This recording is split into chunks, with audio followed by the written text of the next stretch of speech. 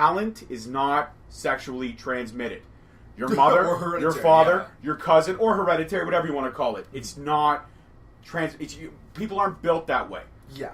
Eminem's daughter, can she spit lyrics like Eminem? Michael Jordan's kids are terrible ballers. LeBron James's kid is luckily actually doing very well. LeBron James's kid is actually good. I hate LeBron James, but I got to give respect to his game and his kid's game. Yeah, I got to give respect to the fact that he is built like a super athlete. Yeah. You want to talk about super athletes? But he's got the hairline of a 75-year-old white man. Doesn't matter. When you have the money, you can fix it. But he hasn't fixed it. But he did. For like 2 years, he solidly fixed it. It's just whimpering again.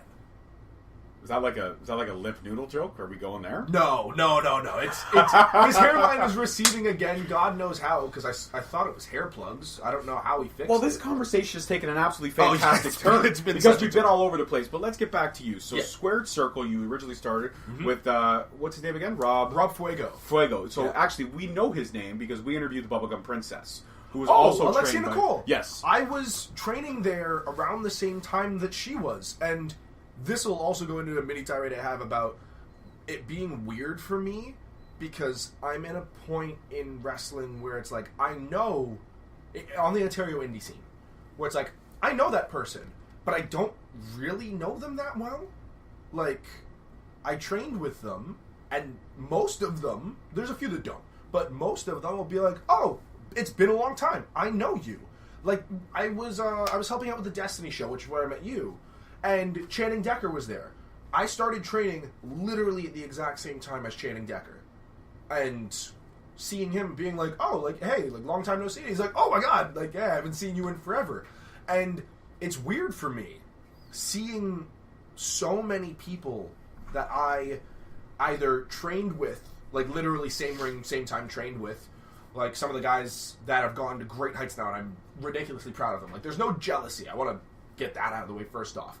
There's no jealousy because I understand I took a 2-year hiatus for college. There's no way I'm going to be on the same level as these guys. But, like, Channing Decker, Space Monkey, Will White, who's not wrestling much anymore as far as I know, but started training when he started, around the same time that he started training as well. Bradford Montague, who I train with now at Battle Arts.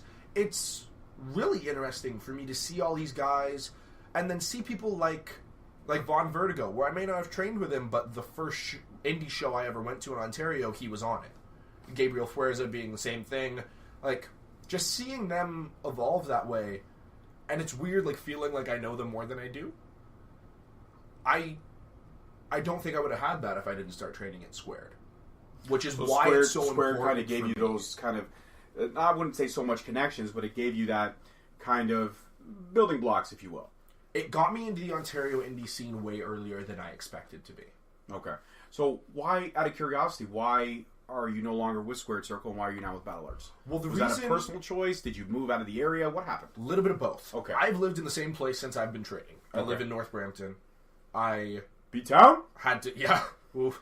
I had to get my mom to commute me every week, every Wednesday, to basically Jane and Finch. If anybody knows where the Prayer Palace is in Toronto, the massive church, it's basically on the same street. That's where Squared used to be. I believe it's still where Fuego holds his ring. Just for all our U.S. fans out there, if you've ever watched any movie ever, that street is almost in every movie because a lot of the times most gangster movies or most movies are filmed on that street. Yeah. The church is almost in every shot. Yeah, it's actually, if you watch Titans on Netflix, they fight literally inside the church. Really? Yeah. Oh, I haven't watched Titans yet, but that's an interesting tip. Good show. I stream it illegally. My Fire Stick. Well, it's Arrow Road. It's where I started. My mom would commute me there every single week. And because, as I'm sure any 15-year-old knows who doesn't have a job from a family connection, employment is precarious. So there were times when I wouldn't be able to work anymore, and I'd have to be like, hey, sorry, I got to take this month off of training. I will not have $100. And I wasn't going to ask my parents to front me $100 for wrestling training, because one of their conditions was, if we're already carpooling you there, you pay for it. Like, we're done paying for sports for you. And that's stand-up parents. I think if you got a passion, once you get to a certain point in your passion, I know I have some friends who went to hockey all the way up to the AHL and the OHL, but eventually over time, the parents were like, listen, we can't afford. You got to start funding this. You got to start funding some of this. And I'm very lucky that wrestling was much less expensive than hockey. Of course. Praise be to me there that I didn't have to pay for something like hockey myself. But when I started doing that, I think it was about a year of training. I was seeing progression, not like wild progression, which I'll get to what I consider wild progression after. But I had been seeing progression, and at that point, my buddy at the time, who had just started training at Battle Arts, Dylan LaForme, call him Big Cinnamon. Dude's like 6'2", 400 pounds, massive guy, and he's ginger. So we called him Big Cinnamon. It ended up being his ring name. He all right, nice. Yeah, he had posted a picture with his at the time significant other in the lobby of Battle Arts, and I said, "That's interesting. You trained at Squared, so." Because I knew I believe he lived in Hamilton. Like, it can't be much further unless the school's in Hamilton. So I saw him post that picture. I didn't really think much of it. And then I started looking at my friends' Facebooks, and Ad Hutchinson, the British brawler, saw that he had posted pictures from there. He was training there. Andrew McRae, he had started posting there. Divya had started training there. And I thought to myself, there's something that I'm missing here. Because a lot of the guys that I'd been training with are now over there. And I was like, you know what? If it seems like it's going to work out better for me, it's worth looking into at least. So I looked into it, realized that not only was it closer to the point where I'd be able to get there myself and wouldn't have to ask my parents to carpool me. At the time, it was only $50 a month more. $50 more a month. There we go. It was only $50 more a month. It was more. But the gas and the travel time you would be saving would be huge. Exactly. It was more classes a week, because now that I could commute myself, I couldn't just go one time a week. I could go 3 times a week, which at the time was the amount of classes that Battle Arts was offering. Not to mention, if I wanted to, I could also train Muay Thai, train Judo, I could train boxing. So you can really well-round your skills there more than you could at the other facility. And learn more shoot techniques. Originally, I was like, well... And obviously, the fact that Anthony runs it is a big plus. Because for me... Well, there's a great mind that you can really pick, because he's been to literally the top of the mountain. Yep. Yes, I mean... He's been there. This guy's an Intercontinental Champion. He's a U.S. Champion. He's a multiple-time tag team champion. Had literally won the full Grand Slam with the exception of the big one. Yeah, and now actually does no longer hold the record for the quickest WrestleMania elimination. That actually the Royal Rumble elimination? Sorry, does he not? He doesn't hold it anymore. It actually got beat this year. With No Way Jose? Yep. Oh! No Way Jose literally beat the record. Damn. Because I remember being there for a while being like, that record will never be beaten. No. Because from a wrestling technical standpoint, watching that spot and going in, out, it's like, that was so quick. That was stupid quick. No Way Jose literally went in, stood up, out. I think he literally beat it by 0.2 or 0.3 of a second. I mean, I have to check into it for sure, but I'm pretty sure. Do like a side-by-side comparison of when their feet hit the floor, when they get under the rope, sit there and edit, being in. Timing. You got 2 stopwatches going for clarity. But I'm pretty sure No Way Jose beat the record. But still, it's a great record and a great moment to have. They show it. Yeah, wicked career. Yeah, absolutely wicked career. You know what? It doesn't matter what research you do into it. Because, obviously, the record keepers are what matters. When we see next year the Royal Rumble, the By the Numbers video that they put out every year, we'll see, because it always records his. Because before it was him, it was the Warlord, and they always had the Warlords in there. And now every year it's him, and you get him go, I wasn't ready, and you see that every single year. So I want to see if it changes. Because even, like, whether he beat it, if he did beat it, I think the even more interesting thing would be, will WWE change it? In there. I mean, Santino's held that record for quite a few years. So I think it's been 8 years. I want to see No Way Jose probably holding it on till the next kind of transition. Whatever this era we're getting into now, the strong style era, if you will, and then we move on to the next era. Well, that's kind of where they're going, right? Everybody's going strong style. They're promoting British strong style. NXT we here at home. NXT is. The main roster isn't.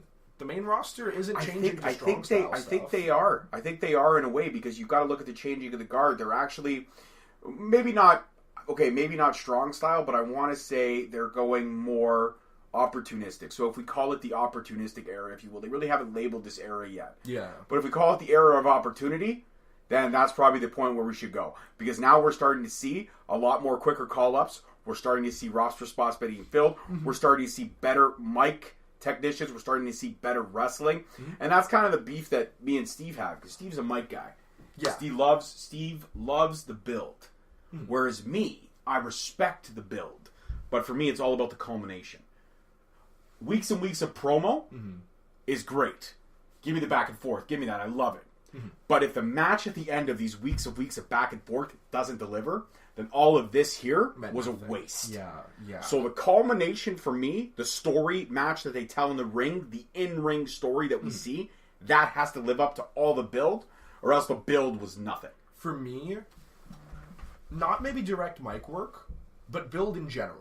Because there are other things that go into a build. There's storyline, there's character work, there's... Because you look at someone like Ricochet or Velveteen Dream, who are two of my favorite examples from NXT. They didn't talk to each other as much as, the highlight points. I always look at a highlight package.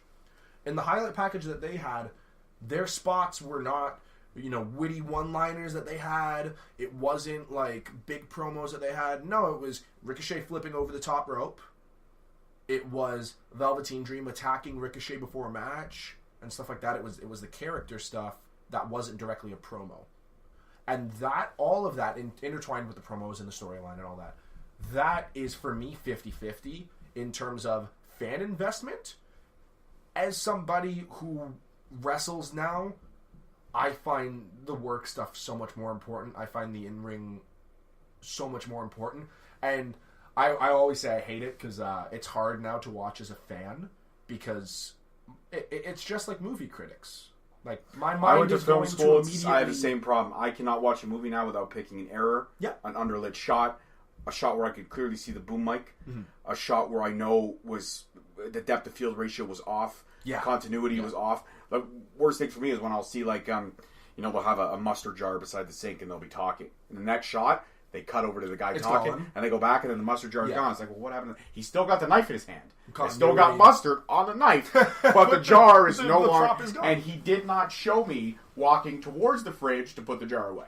So I totally see your point. Yeah. So for you, it as much as the promo package may be wonderful, for you it's all about the culmination because you're sitting there, but you're looking at it from a training perspective. I am. You're looking at it as the culmination of these guys are going to get in. They're going to tear the house down. But what story are they going to tell? And I think that's where I'm at. It took me out of it in some matches. The most recent example I can think of is Seth Rollins versus Dean Ambrose. Shit match. Garbage match.